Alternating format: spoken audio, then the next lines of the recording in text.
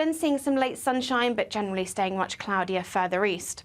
For Northern Ireland, there will be some sunshine around, particularly western parts of Northern Ireland, and Northern England too, seeing some sunny spells, but those scattered showers do continue through the evening and into the overnight period. For much of England and Wales, though, there will be some sunny spells between those showers and feeling pleasant in any sunshine into the evening.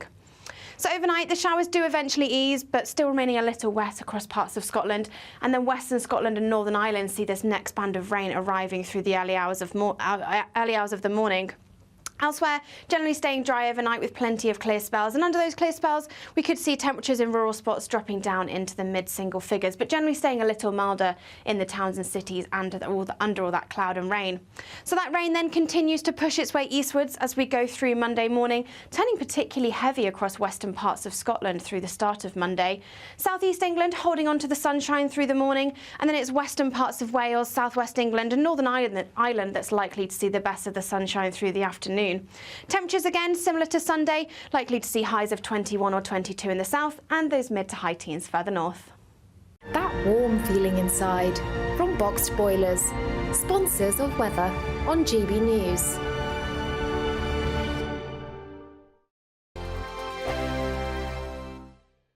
Congratulations to the GB News winners at this year's Trick Awards. And the winner of Interview of the Year is...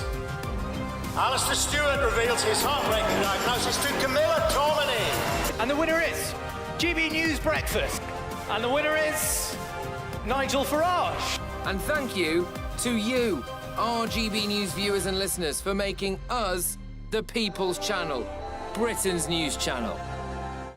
This is GB News, Britain's news channel. The University of Cambridge has told students to stop flirting with staff under a new policy banning sexual relationships with professors. The new rules, which come into force next month, beginning of July, include a warning against behaviour that could be interpreted as flirtatious. University staff have been told they must report any behaviour that could constitute a student making advances towards a personal, particularly intimate relationship with them.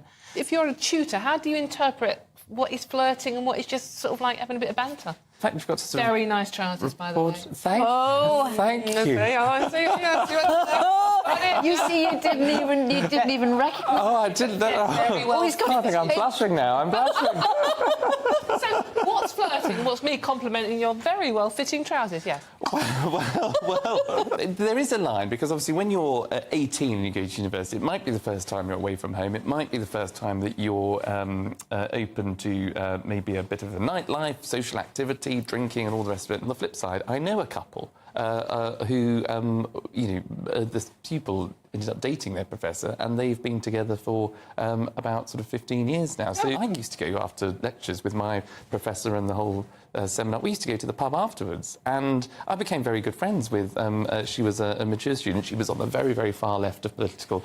you wondered where that was going for a second, didn't you? We both really a huge sigh of relief. Very quick for you, Joe. We're running out of very nice trousers as well. We're running Thank out you, of not time. as snug as Charlie. I think you've got to have some rules in place that there's no abuse of power. Policing it's difficult. We ought to be in a position where you can say, get off, back off, or, banter's fine. Actually, I hate that word. I hate it almost as much as woke. Go on, email in. Thank you very much. I'm flirting with both. The People's Channel. Good afternoon, Britain. Your lunchtime update on the stories that matter across the UK. From breaking news and insightful analysis, inspiring stories and lively debates. You're comparing yourself to a former Prime Minister. Which is it? Stay informed, stay updated, stay entertained. I just don't know how anyone would not want to be there. Every weekday from midday. We are Good Afternoon Britain, only on GB News, Britain's news channel.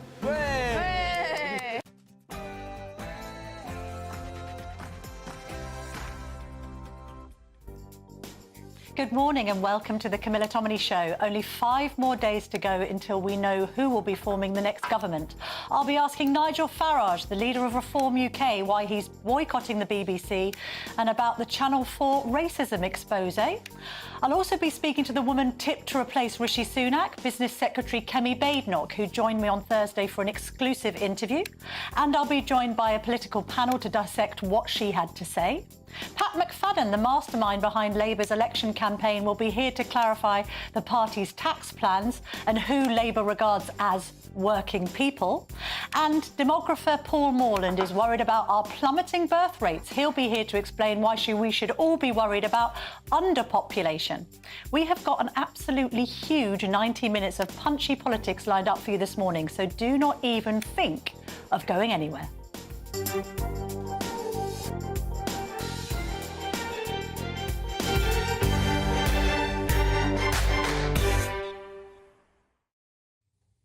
Well, to go through the papers this morning, I'm delighted to be joined now by Giles Kenningham, former Number 10 Head of Press. Lovely to see you this morning, Giles. Morning. Let's get stuck into the Sunday Times. I'm saying sign of the times.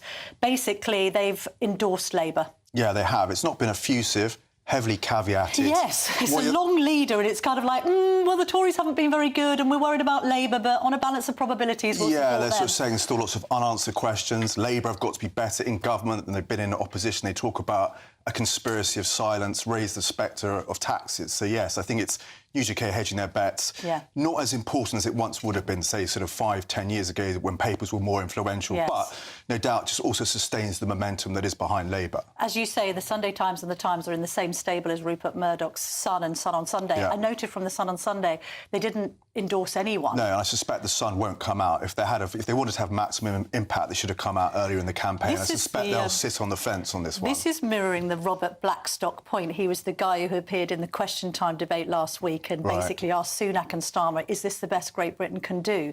That seems to be the kind of feeling among newspapers. They're in a difficult position. They don't really, the right-wing press can't be too effusive about the Tories because they know their readers are very, very unhappy with them, but they don't want to be effusive about a Labour government either. Yeah, because it's effectively what you've seen with Starmer is do nothing and basically hope that you can sail under the radar and win. And so far, that strategy has worked for him. Let's talk about Rishi Sunak coming out fighting in the Sunday Telegraph and some of the other writies, because I see that the Mail on Sunday have also gone with this kind of like, Labour will wreck the economy in 100 days. He's saying Labour will bankrupt every generation. Red alert, red alert. Yeah. I mean, is it too little too late, Giles? Yeah, I mean, there's a good sort of school of thought. You should have done this earlier in the campaign. Clearly, this is about trying to mobilise the base late in the day and say to wavering reform voters, if you vote reform, it's a backdoor to a Labour government.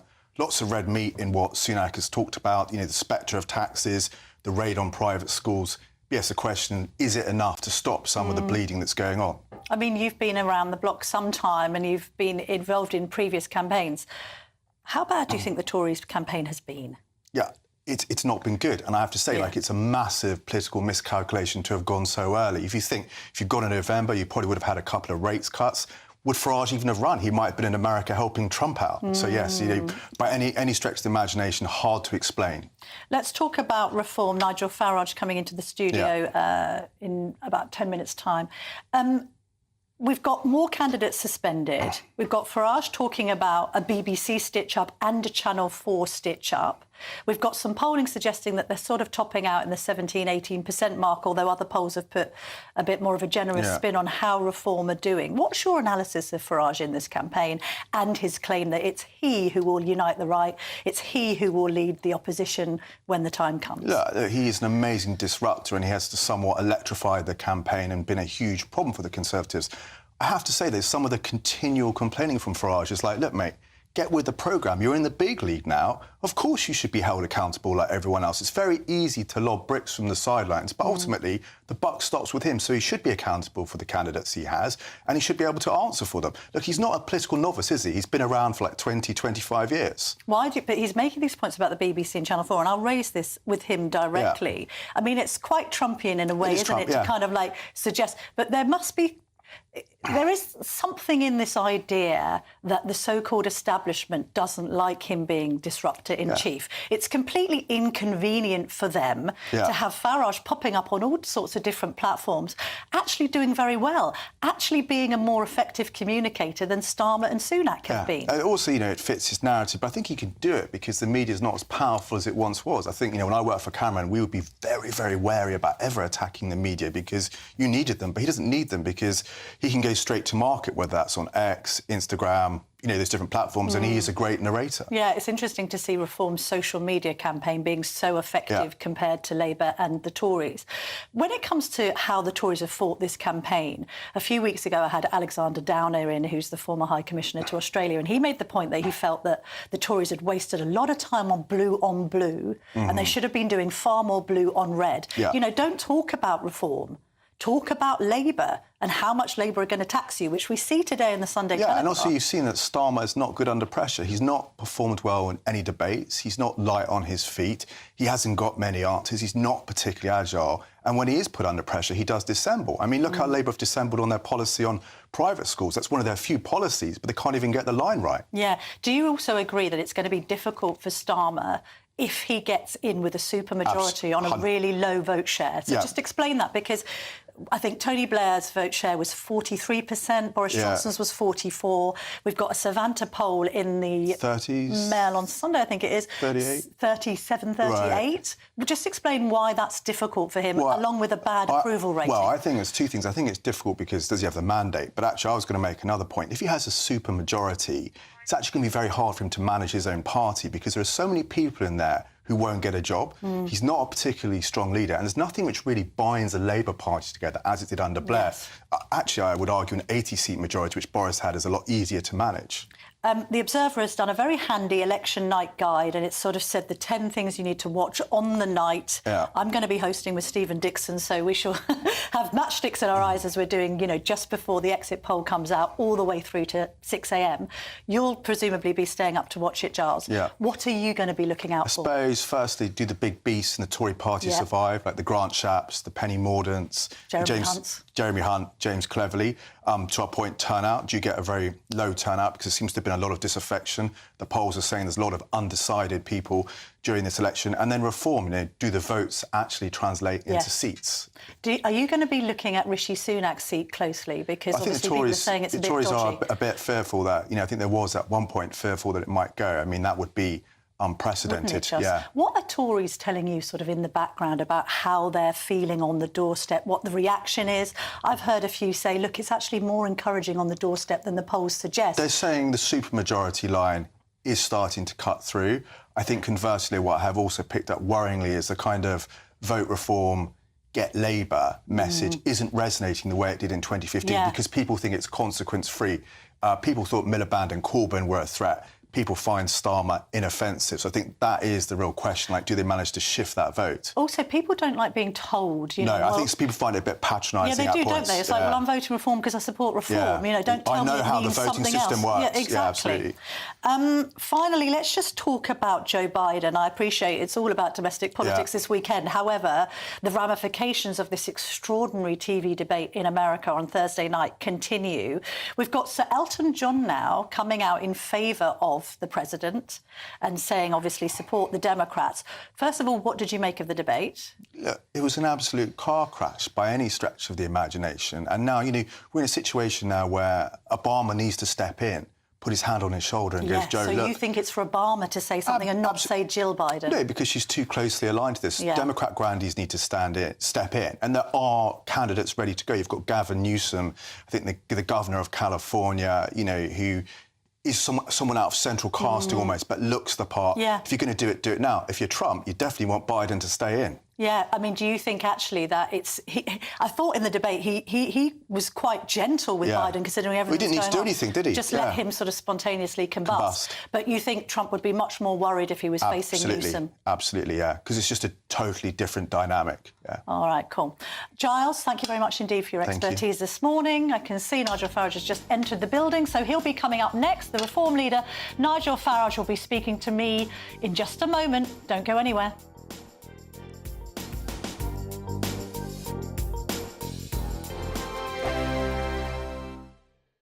Hi there, I'm Michelle Dewberry and I'm going to take a second to tell you all about my show, Dubes & Co. We start off with the issues of the day. We then bring in both sides of the arguments. We get rid of the disrespect. And then you throw me into the mix. And trust me, I'll tell it exactly how it is. And then, of course, the magic ingredient, you at home. We mix it all together and what have we got, in my opinion, the best debate show in town. Monday to Friday, 6 till 7 on GB News, Britain's news channel. Britain's newsroom. Weekday mornings from 9:30. I've got a grade 3 astrocytoma brain tumour. Once I was diagnosed, I tried to do my claim with my insurance company and was rejected.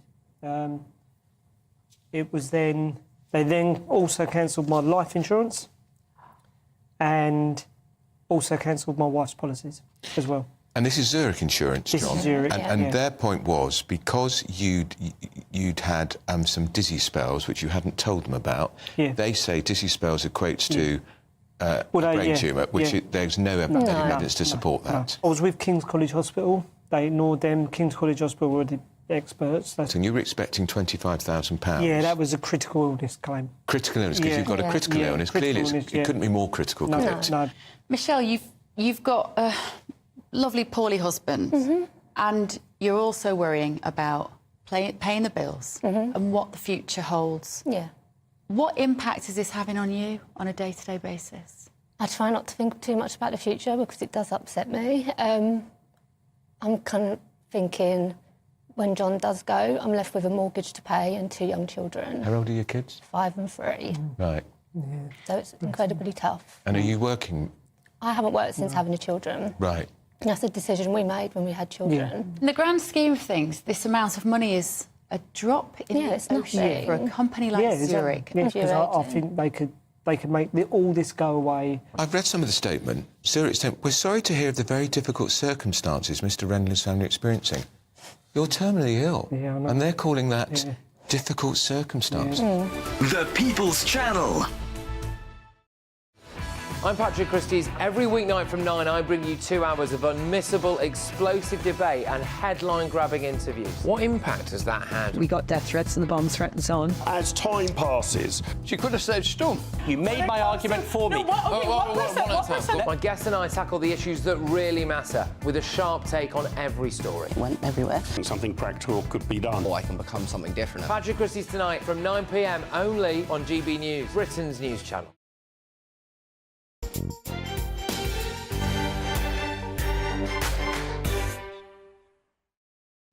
Welcome back to GB News. You're watching the Camilla Tominey Show. I'm delighted to be joined now by the leader of Reform UK, Nigel Farage. Good morning. Lovely to see you. Right, let's get stuck into why you're boycotting the BBC. Right from the start of this campaign, the BBC have behaved like a political actor. I remember the first interview I did on the Today programme, I came off air and thought, there's no point. There's literally no point. No opportunity to talk about policy, about ideas. But what happened on Friday with that question time audience was truly astonishing. First question gets asked by a chap who has himself produced 8 programmes for the BBC, including the very woke now Doctor Who. Right. So he gets to ask a question. Third question is asked by a chap who's a well-known street Palestinian campaigning activist. I think question number 7 or 8 was asked by a girl who's a very active left-wing campaigner, which is perhaps fine. Point I'm making is, a question time audience is supposed to be representative of the country as we go into the final week of a general election. It was miles from that. And I did ask the BBC for an apology. Having said that, does that necessarily disadvantage you? Because you know what you believe. You're a robust communicator. You get taken on by people that don't agree with you. Then it's you can position yourself very strongly. Look, I'm all for a free and fair debate. Goodness gracious me! But I've now done a series of big BBC programmes over the last few weeks, and every single audience has been tilted towards either the Green or the Labour Party in the most astonishing way. They refute that. And I will read their they statement at the end, but fair enough. Let's talk about this Channel 4 documentary then. So you're saying that this guy, Mr. Parker, Andrew Parker, who turned up as an activist on the day, he's an actor, but at the same time, what I can't pin down is, are you suggesting that this is Channel 4, like placing him in there as a stooge? Because they're denying that. Channel 4 will stay as far away from it as possible. Of course. Channel 4 use production companies. Yeah. That gives Channel 4 deniability. Look, let's just get the facts. This chap bowls up, all right? Big, larger than life, a really big, strong, almost slightly comedic comic accent. And that's how he is. He hangs around the office. He hangs around with two people who I didn't understand at the time were working for Channel 4. They were together. He then says, I've got a big car. Canvassing team come with me. A couple of our activists get in the back with Channel 4 in the front. And from the minute he got in the car, apparently, he was saying all sorts of things about people of different colours and sexualities and trying to G up the reform activists who didn't play. Then they get to the canvassing spot and he comes out with this stream of invective against Rishi Sunak. He says that all the mosques should be turned into Wetherspoons. And I looked at this and thought, it doesn't quite ring true. When this was said, like, on the campaign trail, did anyone from your team flag this and say, look, we've got someone dodgy amongst When they us? came back, one of the ladies that was with him, when she came back, said, look, I'm really alarmed at some of the behaviour that I've just seen. Anyway... What did you then say? Because presumably... I didn't find out till the next morning. Right, OK. Because I wasn't there. Because somebody in the team should have then said to that activist, to Andrew Parker, sorry, we don't want your type around here. He'd gone. Right. The next morning I found out he was an actor, right? Go to his website. He speaks, he's very posh. Yes. Not quite Jacob Rees-Mogg, but he's very, very posh. And yet he has this alter ego where he does what he calls rough speaking. Yeah. He even posts on TikTok. He's a modern-day Alf Garnett type. I mean, the stuff on TikTok is... The language is horrendous. Why, if you were a genuine reform canvasser, why would you turn up in the office using your alter ego voice and not your real voice? But that doesn't necessarily prove that he's been sort of placed or engineered into that by Channel 4, Well, does it? Well, he's worked for Channel 4 in the past. Yeah. He's done acting roles in the past. But you don't have concrete proof that Channel 4 have said to this guy, right, you go in, you go and start casting aspersions around and using racist language and see if Nigel agrees with it. He seemed to know the Channel 4 infiltrators very well, and by sheer coincidence, on a day when there were 100 canvassers, they were all together in the same car.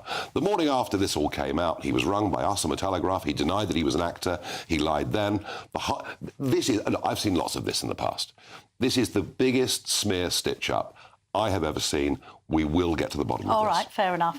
On the subject of some of your dodgy candidates, let's just grasp the nettle here, because the question will be, why do so many racists and people with inappropriate views about homosexuality, even about, you know, Jewish people, why do they all get attracted to reform?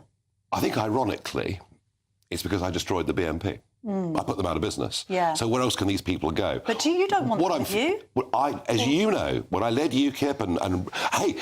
I mean, when the Brexit Party, when 29 of us turned up in Strasbourg 5 years ago, we were the most diverse group ever seen in the European Parliament. And you know how, you know where I am on this. I've been leader of this for a month, OK? I inherited a start-up party that had almost no money and almost no staff, and said, volunteer, we want candidates. So we have finished up with some people who are rotten. I tried to fix it by getting a well-known, prominent, ex-number 10 man who had a vetting company. We gave him 144 grand. He didn't do the job. So we have finished up with some people who are truly dreadful. I apologise for that, but it's not reflective of me and it's not reflective of the party, and it certainly isn't reflective of where we're going after next Thursday. Okay, well, let's talk about that, because you're talking about in terms of, like, the next term in 2029. Yeah.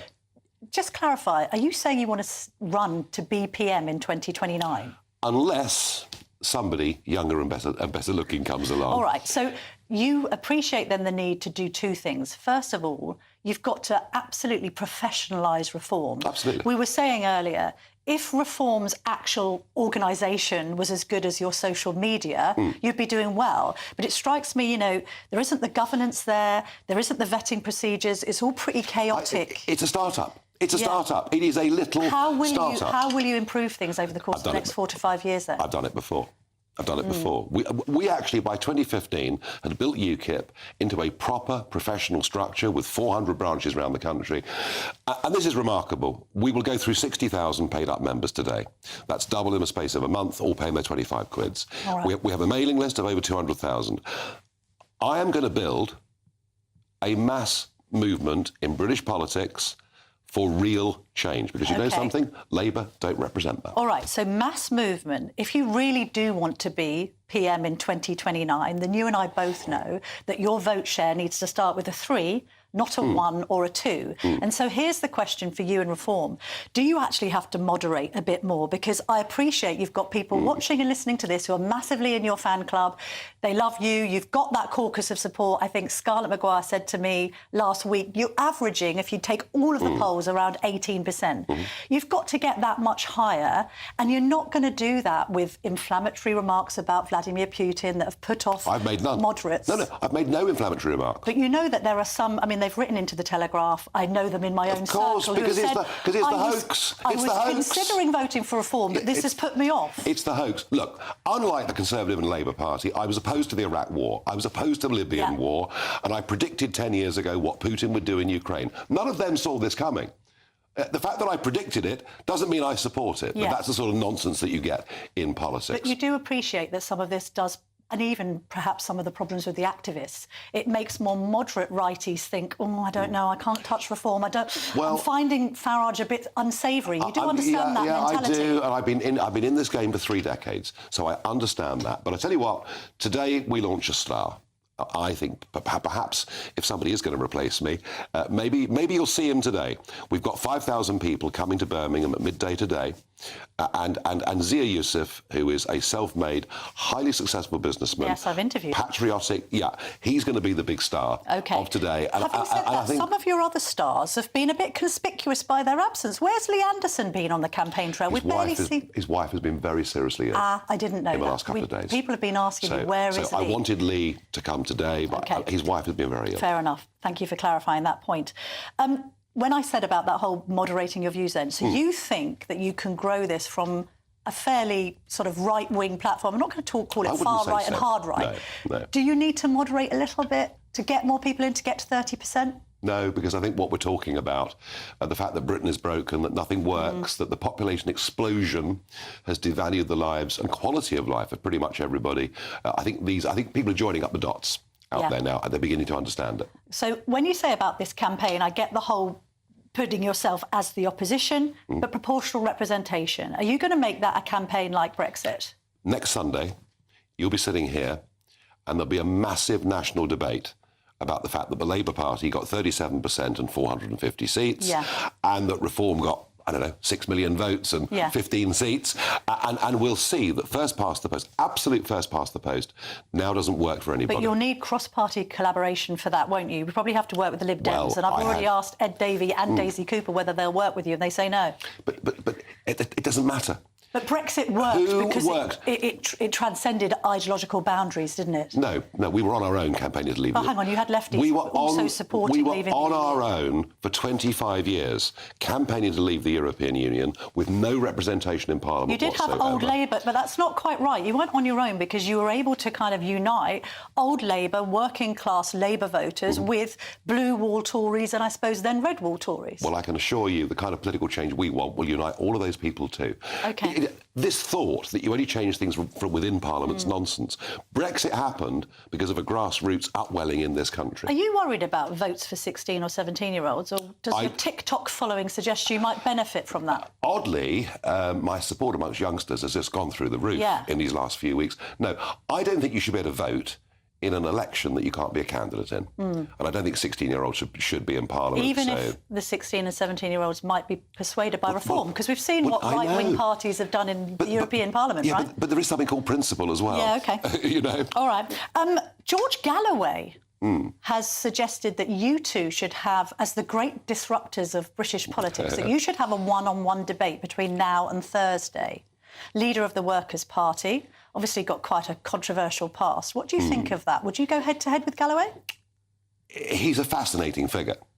I do find his views on Israel pretty offensive. I don't like the kind of sectarian politics that we saw that got him elected to Parliament. Nigel. But you know what? There wouldn't be much of a debate because he's more opposed to cross-channel migrants than me. No. He's a bigger supporter of Trump than I am. Yeah. I'm not sure where the debate would be. Well, would you have one? Not in the next 3 days. I've got too much to do. OK. But he has challenged you to one. But the principle of having debates, I'm all for. Yeah. Because what we've seen is Keir Starmer not wanting to say anything, and Rishi Sunak telling the country he supports low taxes and low immigration, having done the opposite. Talking about debates, Trump versus Biden on Thursday night. OK, now, obviously there are now calls for Biden to step down, and it's hoped that somebody will tap him on the shoulder. Obama, his wife Jill. Do you think Trump can still win if they replace Biden with somebody like Newsom? Yes, I mean, the Jill Biden role is extraordinary. I mean, what is happening to Joe Biden is almost elder abuse. It was hard to watch.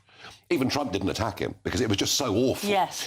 And predictable. But it would be better for Trump if he stays in place, right? Well, I think the Trump team have always wanted him to stay in place. Gavin Newsom is, of course, much younger, quite photogenic, but comes with a hell of a millstone around his neck, and that's the state that California's in. He's been the governor, worst education system in the whole of America. Yeah. So I still think Trump wins. All right. Nigel Farage, thank you very much indeed for joining me this morning. I need to just give you the BBC and Channel 4 statement against what Nigel Farage is saying.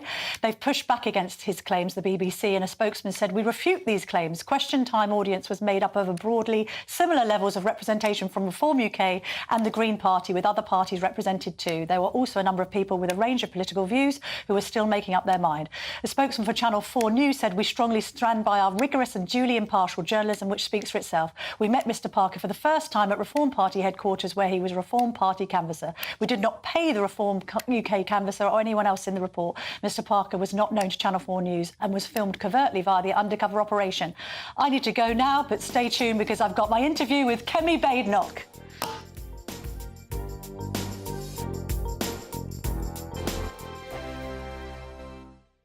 It's our summer treat to you. Your chance to win an incredible £30,000 in tax-free cash. Our biggest cash prize of the year so far. With an extra £30,000 in your bank account this year, you could take the ultimate financial holiday and send some of those day-to-day financial stresses packing. £30,000 could get you those nagging home improvements done, buy that brand new car, or just enable you to kick back and relax for the rest of the year. For a chance to win £30,000 in tax-free cash, text CASH to 63232. Text costs £2 plus one standard network rate message. You can enter online at gbnews.com/win. Entries cost £2. Or post your name and number to GB07 PO Box 8690 Derby DE1 9TT. UK only. Entrants must be 18 or over. Lines close at 5 p.m. on the 30th of August. Please check the closing time if listening or watching on demand. Good luck.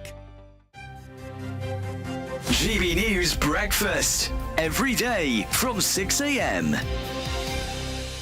So, question is, what can we do to get young people to eat healthy food? Here's dietitian and nutrition consultant Helen Bond. Helen, what do you think? Eating habits formed at this age tend to persist into later life. We know we're eating too much fat, sugar, salt, and not enough of the good things like fibre, fruits and vegetables, all of those things. So yes, we need to help this age group so they have the skill set and they have the nutrition knowledge to take that forward. Do you agree that it is impossible to eat healthily on a budget and quickly as well, or do you have any sort of fail-safe, affordable and very quick to prep meals that you'd recommend youngsters try? It doesn't have to be expensive either, but you have to have those kind of cost-cutting hacks and those time-saving things in the kitchen. Make use, I always say, of things like peas, beans and lentils, which are a type of pulse, very inexpensive compared to meat, and yet they double up as one of your 5 a day, and also a great source of plant-based protein. If you overget a milk as something, you have too much milk, maybe make some lattes. I just wanted to throw a shoe at the TV, really, because was there nothing else on or nothing else available? The point being, there is an audience, there is obviously an appeal, there's obviously people are watching this stuff. So what are they doing? Are they watching and not cooking? I think that's it. They're watching and maybe enjoying all the cookery programmes like I do. And I'm a typical person in the kitchen. I must have about 100 cookbooks. But sometimes when you are time poor, you've got to feed a family or you've got to feed yourself and everything, you don't really know where to start. And I think that's why apps and having things online for this younger audience makes it much more accessible. Start with one recipe and build it up from there. Like I said, The People's Channel.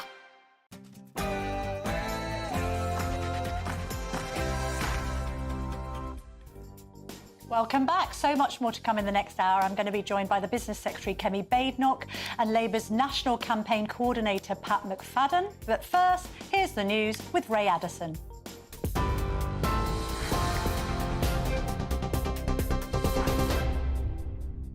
Good afternoon. It's 10 a.m. Our top stories from the GB newsroom.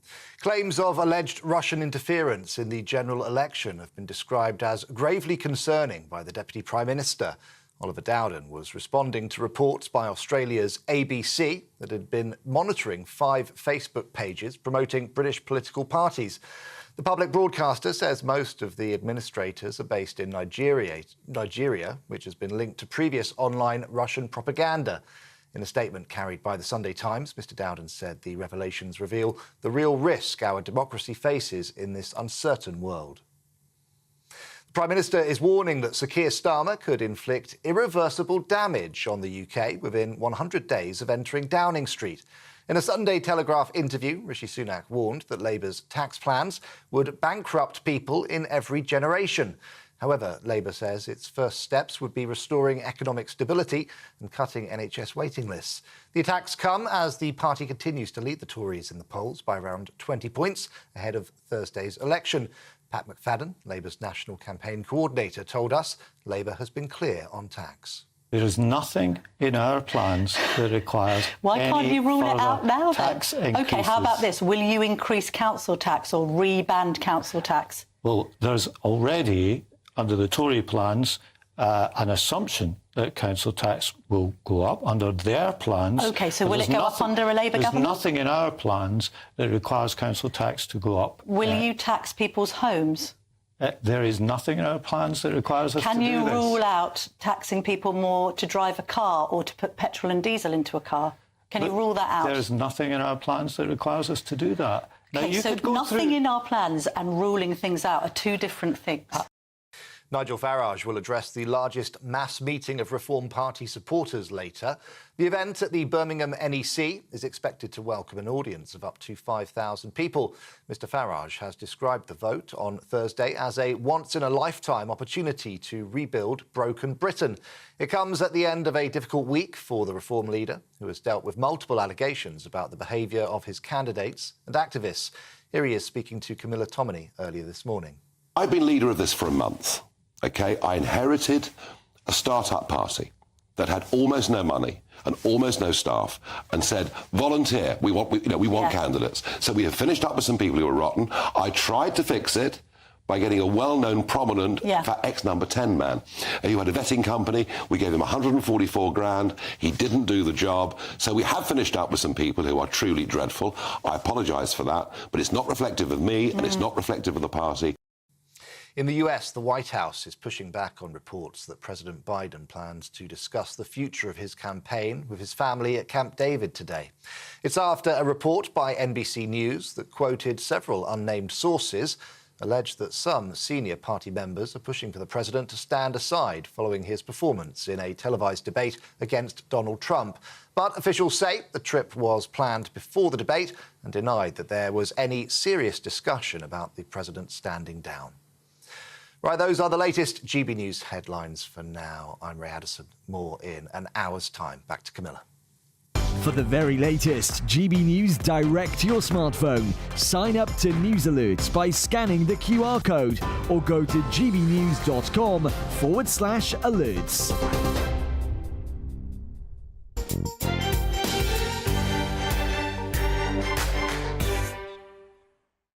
Welcome back to the Camilla Tominey Show. Lots more still to come. In just a minute, you'll see my exclusive interview with Business Secretary Kemi Badenoch. I'll be joined by a punchy political panel, including Bill Rammell and Callum Robertson, to analyse what the Business Secretary has said.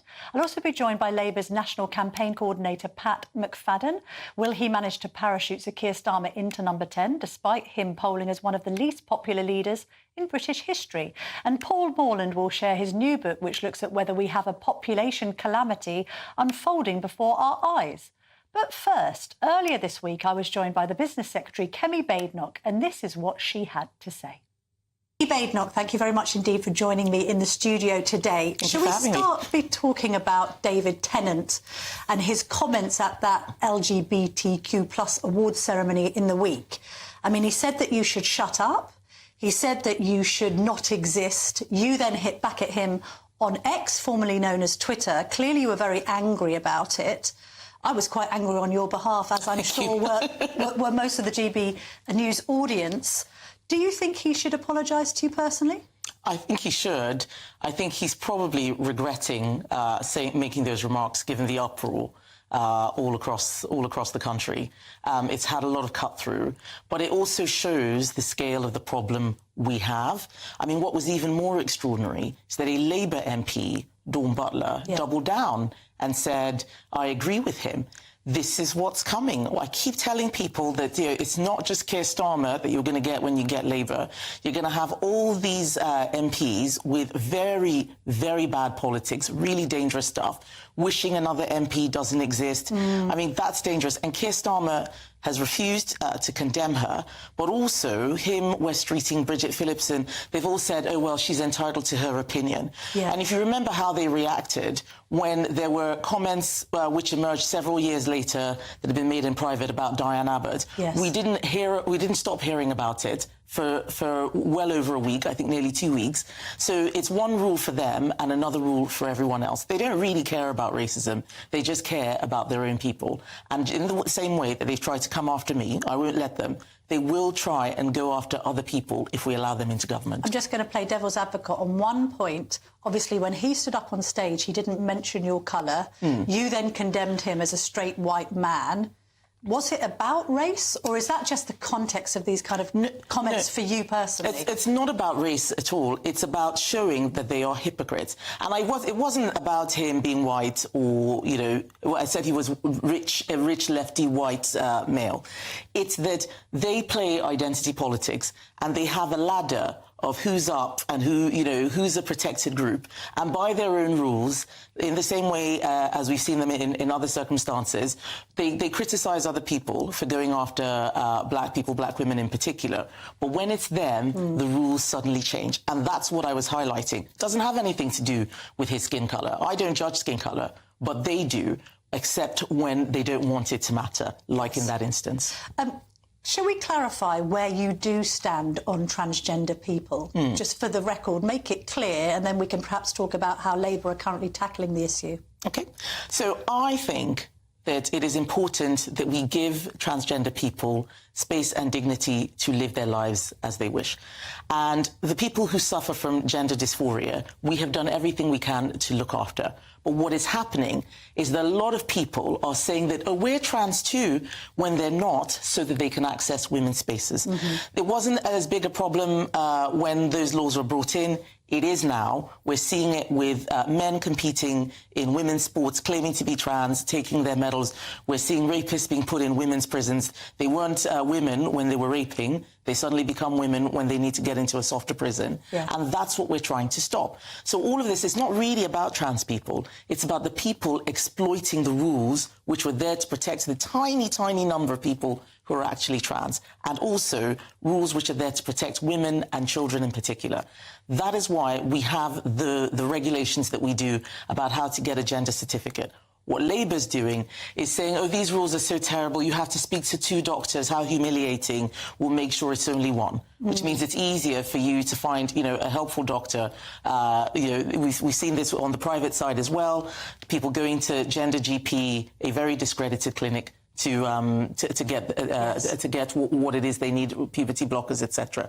So we just want to put safeguards in place to protect women and children, but also to protect trans people as well. I've never said anything negative about trans people. They are the ones who put words in my mouth. They are the ones who carry out the toxic debate, as we saw with David Tennant, as we saw with Dawn Butler and other Labour MPs. And I will never be silenced by them. I will never stop fighting, because there are a lot of women out there who need someone to give them a voice. J.K. Rowling is an example of someone who's done that brilliantly, used her high profile to fight for other women. As the Minister for Women and Equalities, that is what I will always do, whether or not I have this job. Although, is it disappointing that the Harry Potter author has said, I still can't countenance voting for Labour despite having previously supported them both as a voter but also financially, but she hasn't gone so far as to say, I will vote Tory, which might be disappointing to you because you've absolutely been on her side on this. It's always disappointing. if people won't vote Conservative. So that's obviously what I'm about. But you can't make people vote in a way that they don't want to. And this should not be a Tory issue. This should be a cross-party issue. And there are a few MPs like Rosie Duffield who are on the right side of history on this. The problem is that too many MPs on the left, in Labour, in the SNP, in Liberal Democrats, are just desperate for celebrities to notice them. Please, please, David Tennant, notice me. That's why Dawn Butler's tweeting. They are in politics for the wrong reasons, for show business, to be noticed. They're not there to help other people.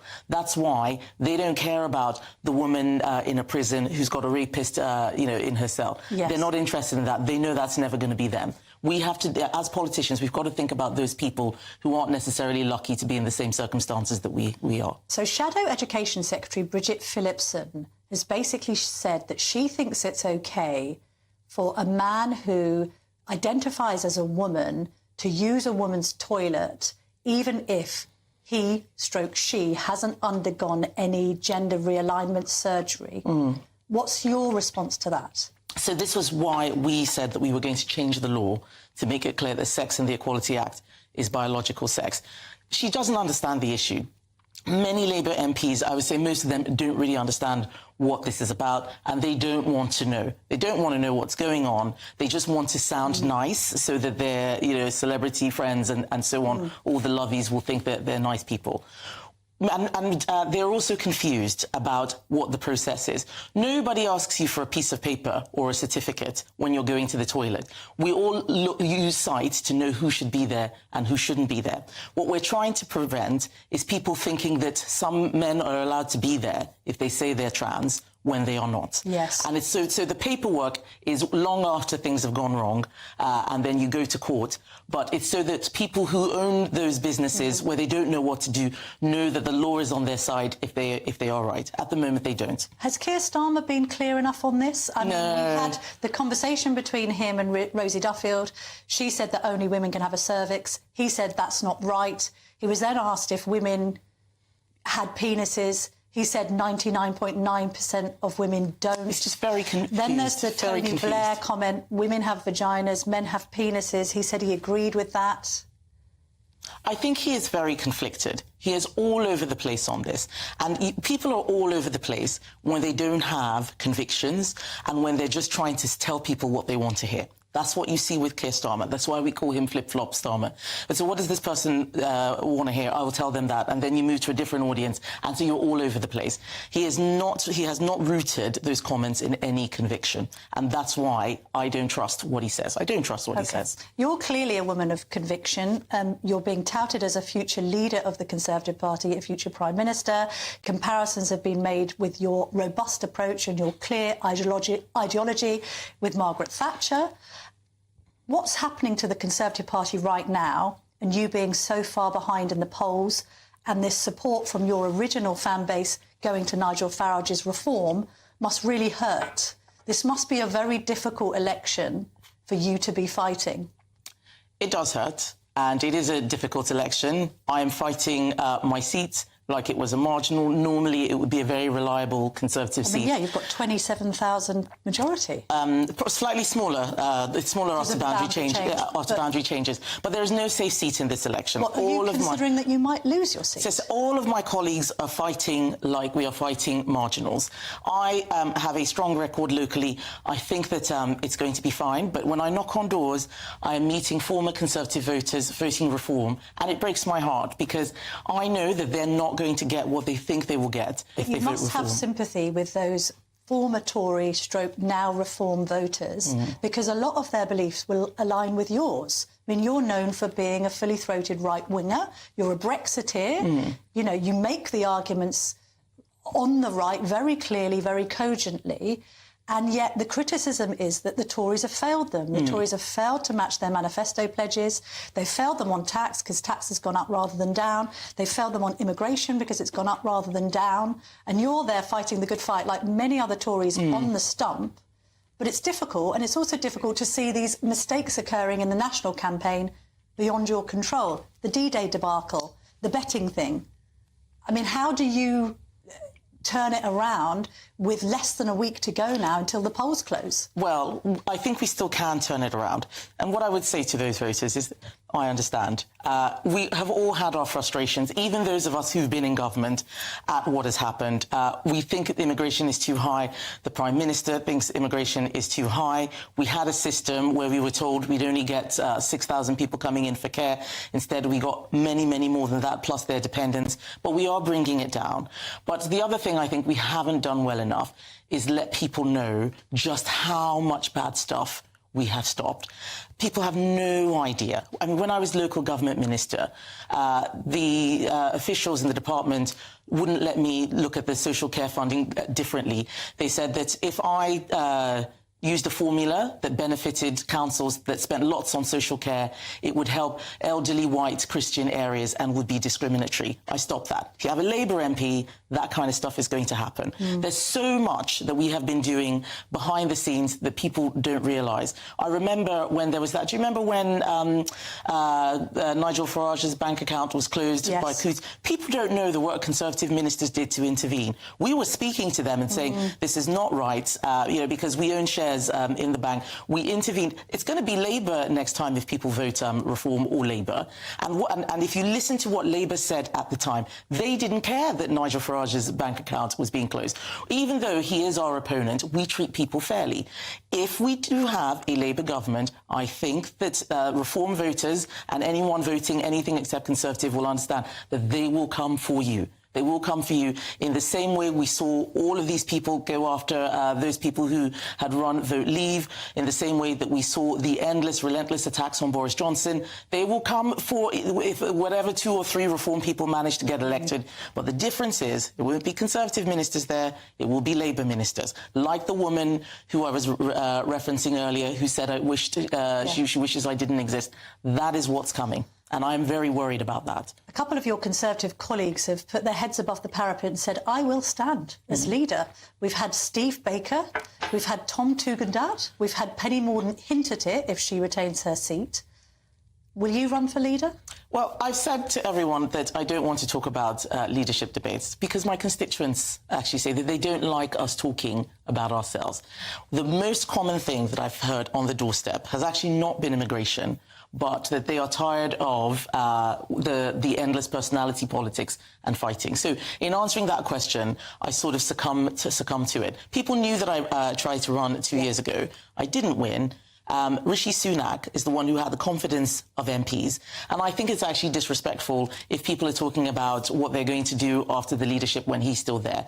My job now is to make sure that I win my seat, that as many of my Conservative colleagues win their seats and do the very best we can for the country. And that means supporting the Prime Minister, Rishi Sunak, in what is a very, very difficult job. OK, well, let's put it a slightly different way that might be easier to answer, because I do appreciate your positioning on that, and we're still in the middle of this election campaign. What do you think a future Conservative Party should look like, perhaps depending on the result, which at the moment, if you believe the polls, isn't going to be great, and there's going to have to be a lot of rethinking of things on the right. What do you think the Tory party of the future should look like, Kemi? It needs to be one that occupies the whole of the centre-right, not just the centre, because that's where we're losing to Reform. We're being hit on the left, being told that we're too right-wing, and hit from the right, being told that we're too left-wing. We've got to be a little bit broader in that direction. At the moment, we're a very broad church. We're a very broad coalition. Which is why sometimes we disagree. Well, you say too broad, but clearly not so broad that we haven't been able to keep Reform voters. So there needs to be some kind of clarity that comes into place. People need to know that we are Conservative. People need to know that we are on their side, that we will defend them, that we won't let the left-wing activists come for them. We won't let Just Stop Oil block the roads and stop them from going about their daily business. People are so frustrated that things aren't working because a certain category of people are out there obstructing them. And I get that. I have the same thing in my job. This David Tennant thing is just the tip of the iceberg. I have unions trying to stop my staff working on things like the Israel FTA. They're trying trying to spoil work that we're doing, downing tools. A lot of it is union activity. I've had The Guardian, for instance, messaging my civil servant saying, well, we took down Dominic Raab. Can you give us any bullying stories on Kemi Badenoch? And that's because the left is afraid of us. They don't want people on the right in power. They're constantly trying to take us out. So they will look for anything they can to smear our names. But we need to be there to defend not just ourselves, but all of those good people all around the country who are, you know, understandably disappointed. We need to do better at showing them the good that we have done. It's been really tough. COVID, pandemic, every time we think, oh, OK, now we can get back to it, something else happens and knocks us sideways. But we have still kept the stability. Imagine what it would have been like if we had Labour during COVID, or Labour when that initial Russian invasion to Ukraine happened. They would not have sent weapons. They would not have supported many of those good people, some who your viewers would even be having in their homes now. We still have a lot of Ukrainians staying in people's homes, being looked after, making friends. That would not have happened under a Labour government. Yes. They would just have left it and let Russia do what they like under Jeremy Corbyn. So you have, as a party and as an individual in your seat, you're sort of fighting for your political life. But it sounds to me as if there's still quite a lot of fight left in you, yes. in the sense that whatever happens on July the 5th and you remain in your seat, then you have got the fight of your life on your hands to try and help to reunite the right. We do. We've got to win the election first. We're still fighting to win. There's a few days to go. Anything could happen. I think the public are beginning to wake up to the reality of a potential Labour government if they don't vote Conservative. But we have to take each day as it comes. We have to take each battle as it comes. I don't want to be fighting next year's battle today. I want to be fighting today's battle today. And yes, you're all right. I am somebody, you know, I don't go out looking for fights, but if the fight is there, you've got to see it through. You can't run away when there are difficult things to do. Kemi Badenoch, thank you very much indeed. Thank you, Camilla. Well, thanks again to Kemi Badenoch, not ruling out being a future Tory leader, you'll note. Now, in just a minute, I'm going to be joined by a cross-party political panel to dissect what the Business Secretary shared with us in that interview. Stay tuned.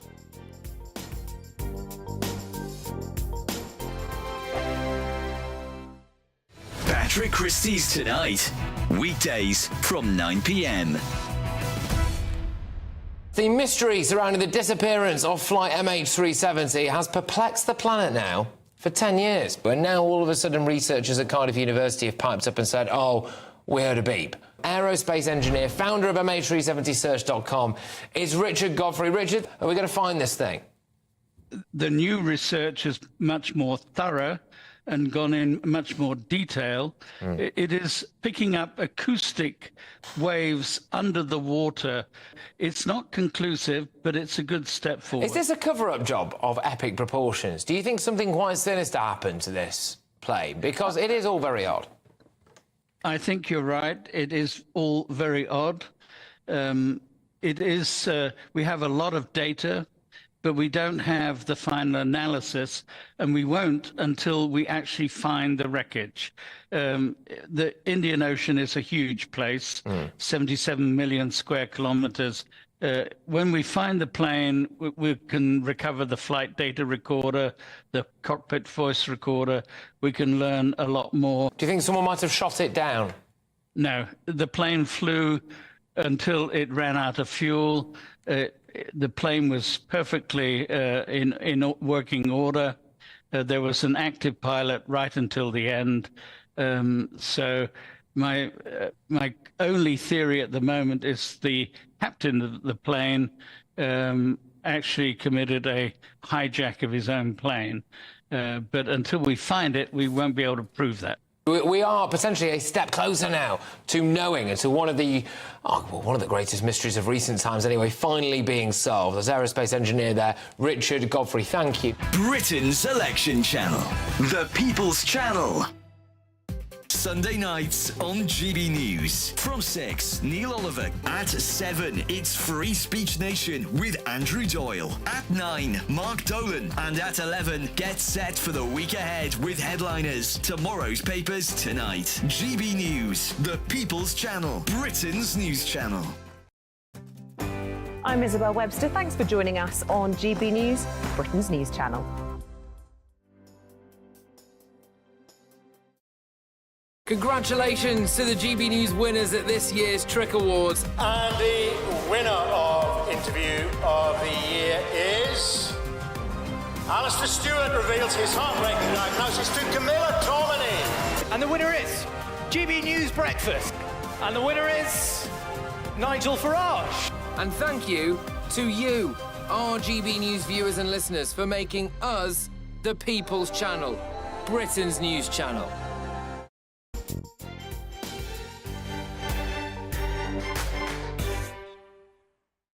Welcome back to the Camilla Tominey Show on GB News. I'm delighted to be joined now by former Labour Minister Bill Rammell and Lib Dem Federal Board member Callum Robertson to discuss that interview with Kemi Badenoch.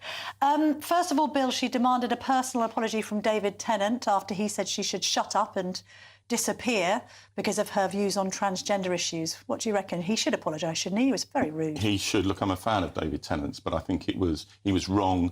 It was unpleasant.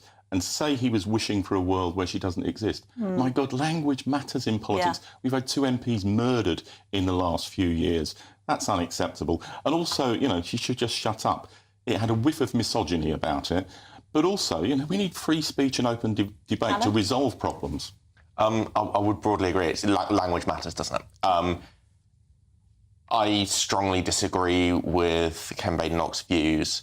She has a right to have those views. I will debate those views. I will discuss those views. Of course I will. But I think, yeah, the particular word shut up, that whiff of misogyny that doesn't help the debate at all. It doesn't help the discussion. And when you don't help the discussion, actually what it does is it inflames a culture war that doesn't need inflamed. Yes. In his defence, I was talking to someone yesterday who was at the award ceremony and a lot of drink had been imbibed and that may have contributed. That doesn't excuse it. Doesn't excuse it. It may explain it, but it doesn't justify it. In general, what did you make of that interview? I mean, she presented herself very well and very strongly. She's clearly, I mean, she wouldn't say it to me, but there's an inevitability about her standing for the leadership, right? Assuming she wins her seat, which is still a question mark. I think she is. It was about positioning for the leadership. She was constantly trying to set up false dividing lines with the Labour Party. So when she said, you know, if we'd been in government, we wouldn't have supported Ukraine, not a shred of evidence to back up that statement. But in terms of communication, I think it was effective. And assuming she does win her seat, then I think clearly she can stand for the leadership. Yeah, Callum, I mean, did you have much sympathy when she said it breaks her heart to see people who are traditional Tory voters voting for reform? The level of child poverty that this government has inflicted on us breaks my heart. Frankly, her sort of like slight pity party about the fact that her government has screwed everything up, I don't feel sympathy for that at all. I feel sympathy for the families hit by her government's cost of living crisis. I feel sorry for the families that are being really badly hit by inflation going through the roof, although it's come down. It's still going. It's still obviously we're still in a stage where growth is sluggish as well. Yeah. Like we're not in a good place in the country. Our public services starved. I mean, I'm a school teacher by trade, and actually we don't have enough specialist teachers. Well, are you confident that all these problems will be solved by a Labour government? They physically. I want a Lib Dem government, yes. But. They physically can't be worse than the current Tories. And I think that's the mood of the country summed up. It's actually people are just like, do you know what? Screw it. Like, I don't particularly like Keir Starmer, or I'm not enthusiastic about Keir Starmer, but he seems fundamentally a relatively decent person. Yeah. Whereas Sunak seems... Well, Bill, I mean, you say that, we've discussed it, and we're going to see my interview with Pat McFadden in just a moment, where I sort of put to him that he is extremely unpopular, Starmer. He's down on -19 and Tony Blair was on +22. But just back to Kemi Badenoch, this idea that if she is the woman to reunite the right, that the right should be right and shouldn't just be wishy-washy centrist. What's your response to that? Because it's quite difficult for the Tories of the future. Can they outright reform? Maybe not, but equally, this kind of centrist position that was occupied by David Cameron and George Osborne now seems to have worked against them, and that's why so many people are voting for reform. I don't think they can outright reform, and I don't think they should.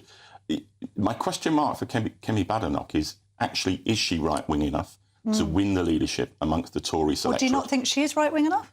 No, I think if you look at some of her track record, for example, on Brexit deregulation, she's offended some of the people on the hard right of the Tory party. So I think that's a question for her. Yeah. But if she thinks, if she's selected as the leader, she then positions them further towards the reform end of the spectrum, the Tories can't win from there. You know, fundamentally in this country, and I think this general election is demonstrating... Oh, well, hang on a minute. I mean, Boris Johnson won with the support of Brexit Party voters who ergo are probably Reform voters, right? Unique circumstances. People were sick and tired after 2 years of wrangling over Brexit, wanted to get it done, and Jeremy Corbyn was unelectable. Yeah. Do you agree with that analysis, Callum? I mean, otherwise, we've got a lot of different parties. We've got a Labour supermajority occupying centre-left. We've got a Liberal Democrat Party occupying, I'd say, left. I mean, would you disagree with that? I'd say we broadly occupy the centre. Centre, all right. And then you've got, other independent candidates, the Green and everything. So the question for the right is how right-wing the Tories become. I think that there's sort of a circular Venn diagram between how right-wing you become and how detached from reality you are. Ultimately, what's some of the stuff Kemi Badenoch is plugging today? Reform is polling better than the Lib Dems, so why are you saying that? Because actually, whilst they might be polling ever so slightly better than us, well, actually, if we look at what they're advocating for will make the very people they're appealing to's lives worse. Oh, yeah, but they're more popular. So how can you be saying that you're right and they're wrong?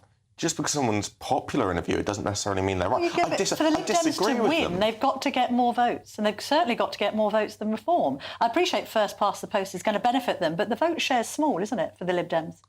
We're sitting between about 12 and 15%. I know, Reform are up at 17 to 25, if you believe other pollsters. 15 to 19, roughly. But you know what? What's interesting? If this campaign went on for another 2 weeks, I think the Reform vote would start to fall, because Farage is coming under scrutiny now, and it really doesn't add up. And I think it's beginning to fall apart at the seams. Bill Rammell, Callum Robertson, I know you're going to be with us for the rest of our election coverage. Thank you very much indeed for joining me this morning. Coming up next, I'm going to be joined by Pat McFadden, the man who has been the force behind Sir Keir Starmer's campaign. Will Labour be in number 10 on Friday? Stay with us.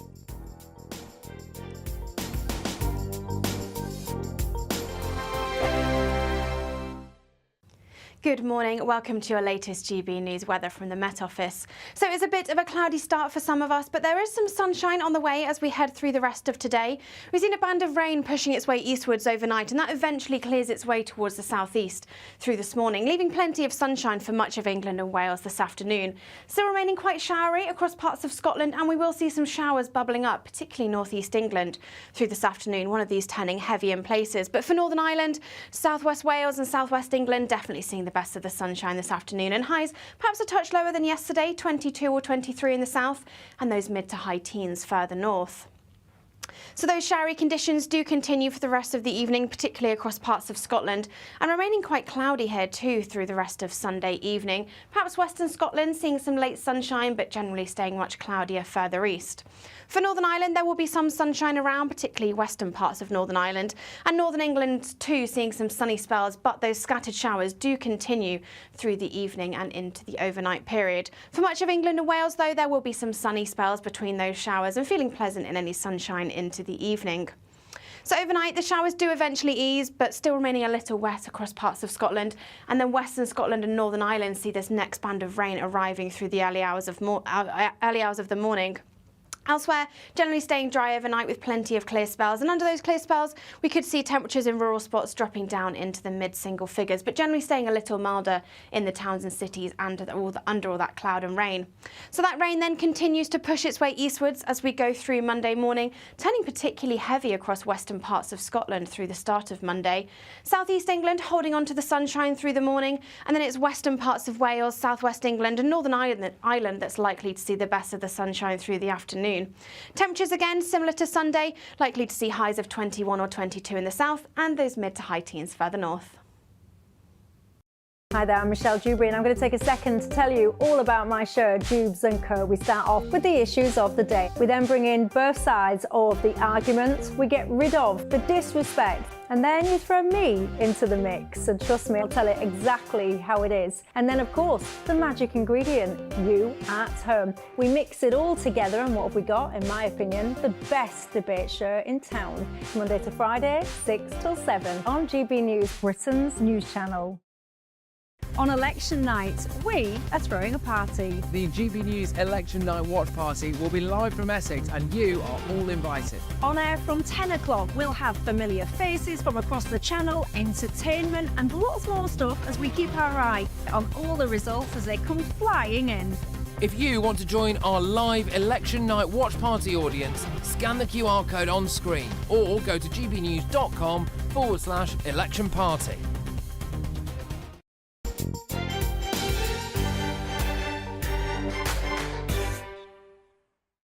Welcome back to the Camilla Tominey Show. Earlier on, I was joined by Labour's National Campaign Manager, Pat McFadden. It's another good interview, this, even if I say so myself. Stay tuned, because this is what he had to say. Pat McFadden, Labour's National Campaign Coordinator, joins me in the studio now. Lovely to see you, Mr McFadden. Look, Labour isn't always an easy fit for GB News viewers and listeners. I think they're worried about secret taxes being imposed on them by a potential Labour government. Obviously, we're now close to election day. Can you just clarify who you are going to tax? Because we know who you aren't. You've said you're not going to tax working people. I think people understand that notion of not increasing income tax, VAT or national insurance contributions. But the fear is you're going to be taxing other things like wealth and property. So can you clarify who you are going to tax? Because you'll have to make this money for your spending plans somehow. It's not actually the way that we're approaching the election at all. I've done lots of interviews during the campaign. I've been asked lots of questions about tax. And in a way, the answers don't change. We're not going to increase income tax, national insurance or VAT. Nothing in our manifesto requires taxes beyond the other 2 or 3 small things that we've said. Our central proposition isn't, if we win the election, to go into power thinking about tax. Our central proposition is how do we make the economy stronger? And that debate hasn't really featured in the election enough.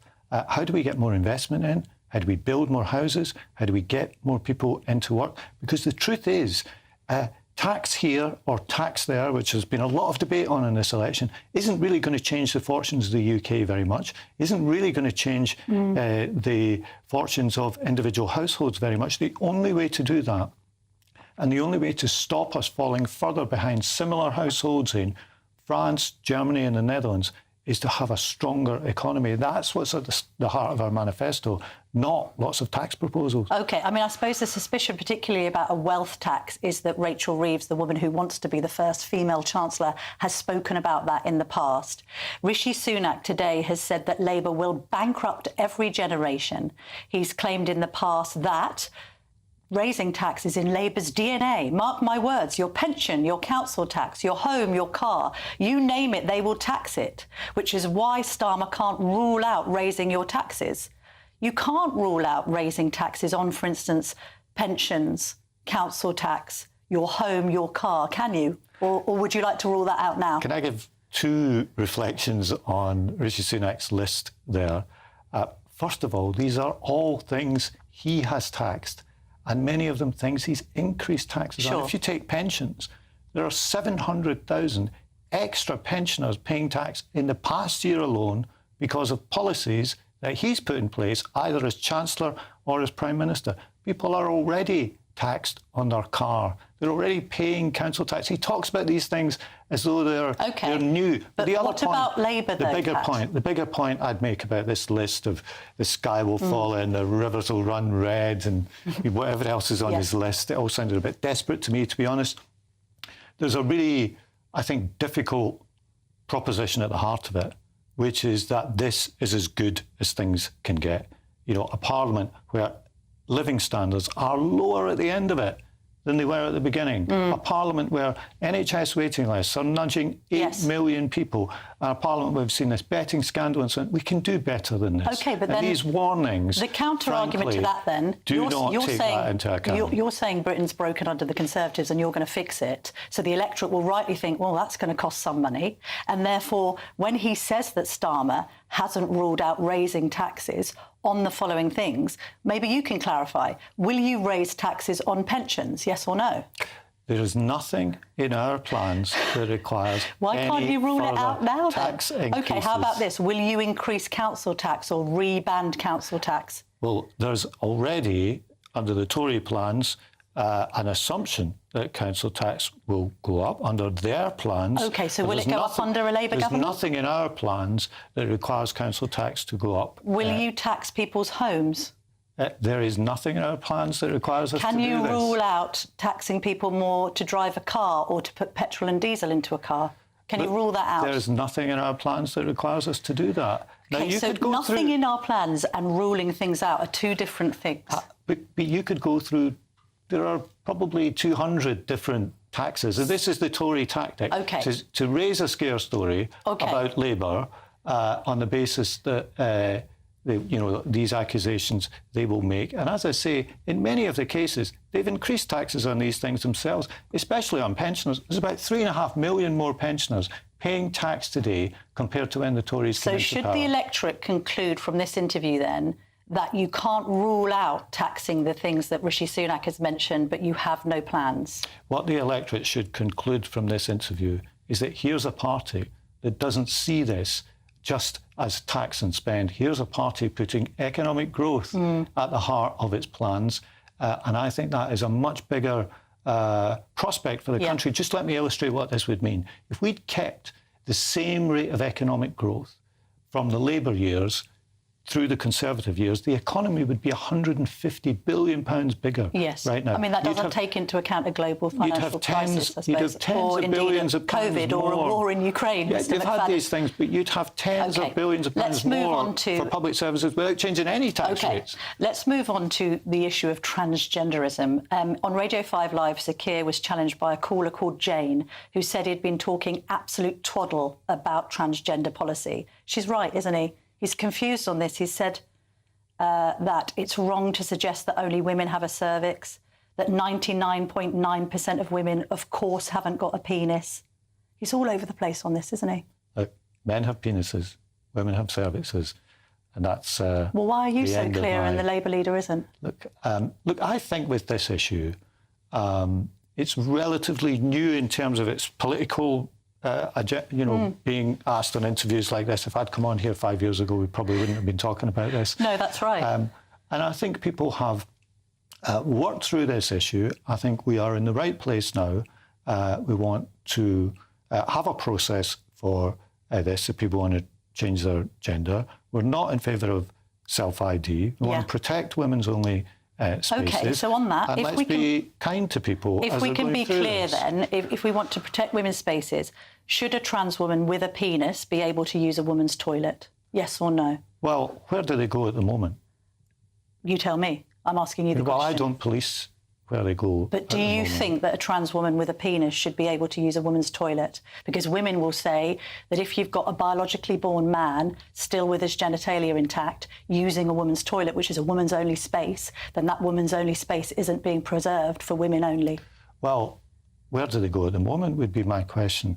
I mean, people... What are you suggesting? We should have women's toilets, men's toilets, and then the transgender people should use a disabled toilet? There's a lot of places now that do have a range of toilets, but I'm not going to police where people go to the bathroom. And when people ask me this question, I always say, what do you think happens now? Should we clear up something else as well? David Lammy, the Shadow Foreign Secretary, has suggested that biological men can grow a cervix. Is that right? I don't think that's right. No, so he's wrong on that one. There's concern about Labour perhaps realigning with the EU. I know you've ruled that out in the manifesto in terms of rejoining the single market or customs union, but is this sort of trying to reverse the referendum by stealth over the course of the next 4 to 5 years? How closely aligned do you want to be with the EU, not least when the complexion of the European Parliament has changed somewhat since 2016? Look, we don't want to rerun this argument. When you talked about...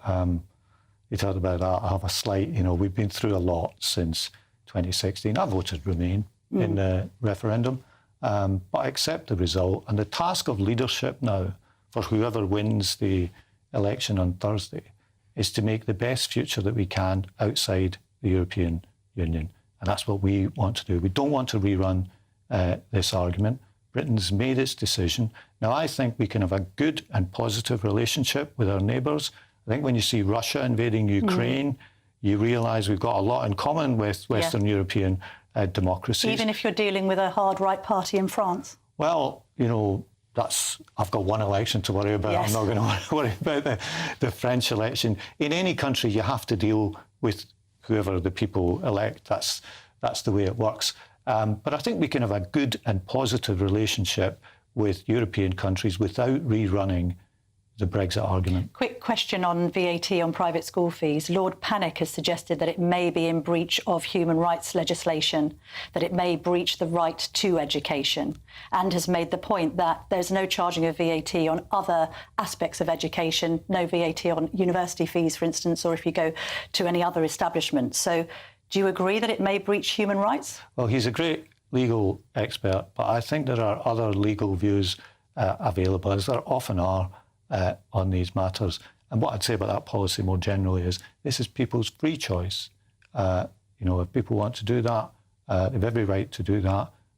What we have had to do here is a difficult decision because we want to make sure that every child of every background gets the best opportunity possible. Final question, Mr McFadden. We now see that the net satisfaction score of Keir Starmer is -19. When Blair came into power, he was on +22. In fact, Cameron was on +3 and Thatcher was on +11. So might we have a Labour supermajority, but with somebody at the helm who may be one of the most unpopular newly elected PMs in history? Look, I think the country's been through a lot. I think faith in politics probably has taken a step back in recent years. I don't think the opposition party is really responsible for that because we haven't been running the country for 14 years. And really that's why, when it comes to the manifesto that we put forward, a lot of people have said to me in interviews like this over the last month or so, why aren't you promising more? Why aren't you promising to do this? Why aren't you promising to do that? The answer is, first of all, we recognise the situation we'll inherit. The country's in a difficult economic spot. And so we wanted to make sure that what we said we would do could be delivered, and we'd say exactly how we'd pay for it. And I actually think, I know this is a partisan point, I think we've shown a lot more responsibility in the way that we've approached this. But on the point of Starmer's specific unpopularity, net satisfaction -19, he's nothing like Blair, is he? Blair was on +22.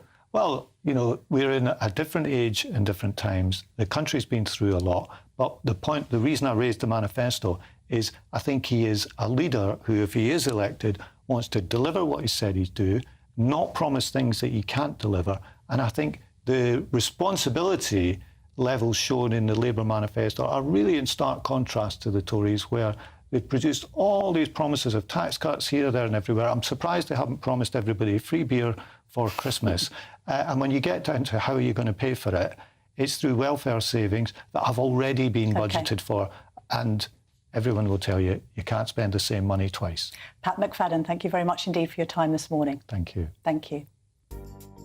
Coming up next, I'm going to be speaking to the author and broadcaster Paul Morland, whose new book looks at why the world needs to have more children. Don't go anywhere. Back. GB News is Britain's election channel. And when the big stories break, we're tackling them on Britain's newsroom. When we disagree, and we disagree a lot, it's even livelier than normal. We don't disagree that much. We do. His comedy, though, is revolting. I knew her, unlike you. That explains Beverly Turner's temperament. It's a bit frosty in here, isn't it? He'll have one of me one day. For dartball practice. Britain's newsroom on GB News. Weekdays, 9:30 a.m. GB News, the People's Channel, Britain's news channel. This is GB News, Britain's news channel. Recent polling suggests dentistry has become the hardest NHS service for patients to access, within NHS treatments still 15% lower than pre-pandemic levels. So a YouGov survey reveals that more than 70% of Brits describe seeing the dentist as difficult, compared with 64% for GPs and 42% for A&E services. One British man, get this, he even took to flying 10,000 miles for dental care, saying the extra time and money spent was far less hassle than trying to get an appointment on the NHS. I mean, it's a sad state of affairs. And a shocking 1/5 of UK adults have also admitted to trying DIY dentistry, including the old trick of tying string around a wobbly tooth and slamming it in the door so it comes out. So, should people be more careful when taking their teeth into their own hands? That is one of the problems. Obviously, population growth makes it much more difficult for people to access NHS services, but they need to then catch up on the other side with dental services and increase the amount of dentists and access to dentistry, and especially NHS dentistry, obviously. What's the cut-off age for free dentistry on the NHS? So it is 18 years old, but there are exemptions around maternity, pregnancy. There's some free care around pregnancy. We saw some data a few weeks back about the number one cause for child admission into A&E is tooth decay. I mean, that was shocking when I read it. It's really bad, and what happens is kids with multiple decayed teeth, they basically have to be put under general anaesthetic, and then all those rotted teeth have to be extracted under general anaesthetic. Like, if those baby teeth start going crooked, then the adult teeth start going crooked as well. Right. So it is important to look after the baby teeth. It's really important. I think they should make it more central to their policies, definitely. The People's Channel. Hi there, I'm Michelle Dewberry, and I'm going to take a second to tell you all about my show, Dubes & Co. We start off with the issues of the day. We then bring in both sides of the arguments. We get rid of the disrespect. And then you throw me into the mix. And trust me, I'll tell it exactly how it is. And then, of course, the magic ingredient, you at home. We mix it all together, and what have we got? In my opinion, the best debate show in town. Monday to Friday, 6 till 7 on GB News, Britain's news channel.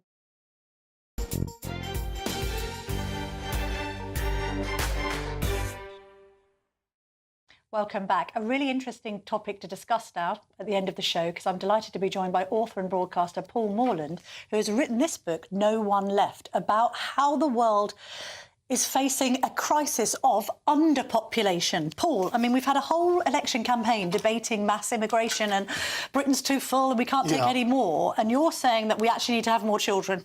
Well, the reason we've had mass immigration, I would argue very strongly, is that we've had too few children for the last 50 years. And if you talk to government ministers or SPADs, they'll all tell you business is crying out for more labour. And whatever the population's view is, whatever the popular view, there's this enormous pressure in the economic system for more workers, because people were only having 1 or 2 children in the 70s, the 80s, the 90s, rather than 2 or 3. How should we be having 2 or 3 then? 2 or 3, on average, is the magic number. Some will have more, some will have less. But if that's the average, society's in good shape. But this seems counterintuitive, particularly to your GB audience's fears that built-up areas are becoming overpopulated. So is this necessarily a Britain problem, or is it a world problem, and there are countries which are having issues that we're not having? It's hugely a global problem. The point is that more and more countries are getting to that point where they're not having enough kids. They've got rapidly ageing populations, and they would have falling populations, and they do have it in the case of China or Russia, Japan, or they would have, like Germany, if they didn't have mass immigration. Yes. So you can't have more and more of the world having fewer and fewer kids, relying on less and less of the world to supply its labour. So this is very much the Elon Musk argument. That we should be having... Well, I would call it the Paul Morland argument. You call it the Paul Morland argument. He's stealing your ideas. So let's talk... He's welcome to them. We need this story told. Well, it's quite good to have him, you know, Of course, he's got such a big platform to be saying it. So which are the areas that are geographically the worst at sort of producing more kids? The very worst is East Asia. It's extraordinary. People think, oh, it's a European problem, it's a white people... It's not. East Asia has got collapsing demography. In South Korea, for example, each cohort is a third of the size of the last one. 2 people make 0.7 of a person. So 100 grandparents, and you're down to a dozen, 15, 16 grandchildren. Okay. That's what's coming. And what's the situation like in Africa? The only part of the world where families are still large is sub-Saharan Africa. Yeah. But even there, it's starting to fall dramatically in places like Kenya and Ethiopia. Still very high. Lots of economic growth in the economic and demographic growth in the work. Their populations will carry on growing, but they too will eventually hit the point where they're not having enough children. We're already starting to see it fall in parts of East Africa. And how much do you think sort of westernisation and people perhaps getting married later and more divorces and perhaps that erosion of family life has played a part?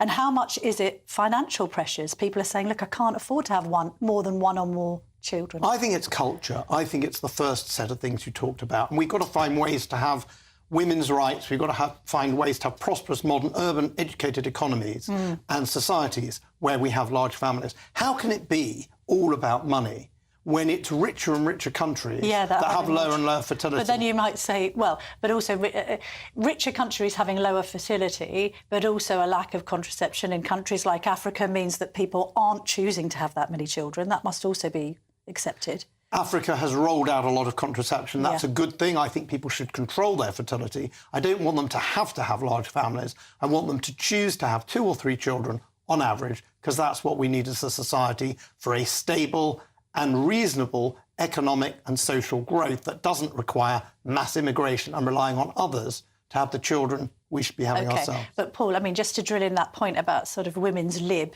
you're not blaming feminists for this, are you? Or are they in part to blame? I think we need women to be completely part of our modern societies. I've got daughters as well as a son. Yes. They're out in the workplace. They got great educations, but they're also having children. We need to find a way as a society to give women complete rights, to get them in the workplace if that's where they want to go. And at the same time, for men to step up, for grandparents to step up, for us all to help young couples who need to be having more children than they are Also, at the moment. perhaps childcare and the affordability or lack of affordability of childcare is a problem. We're asking women to do it all, to have it all, and actually some women saying, well, it doesn't pay for me to go to work. I'd be better off staying at home because my nursery fees are like a second mortgage. 2 things that are really important are housing and childcare. And we need to do a lot on both of those. And this government, to be fair to it, has done something on childcare. We need to be careful, though, because where housing is cheap in some parts of the UK, in lots of parts of Europe, Southeast Europe, Germany,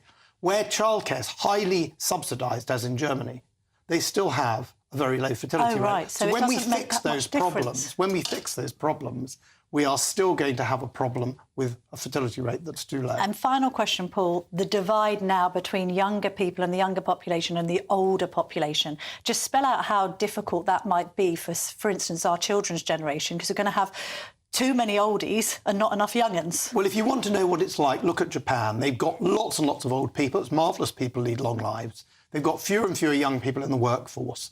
They have a less and less dynamic economy, less and less invention, less creativity, less of a tax base, more of a burden on the healthcare system, the pension system. And the Prime Minister of Japan is talking about societal collapse. We'll get there too. All right, well, that's a negative place to land, but at the same time, no one left. Check out Paul Morland's brilliant book. Thank you very much indeed for joining me in the studio. That's me done for another day. I'm going to be back, what day is it? It's Sunday. I'm going to be back on Monday tomorrow at 7 p.m. because I'll be covering Vote 2024. I'm also going to be hosting Election Night with Stephen Dixon, so do tune in. 9:55 p.m. is when we start on Thursday, right through the night. Coming up next, it's Michael Portillo, who's got a great show planned, so please stay tuned because he'll be saying lots about the coming election. Have a good rest of your Sunday. Thank you.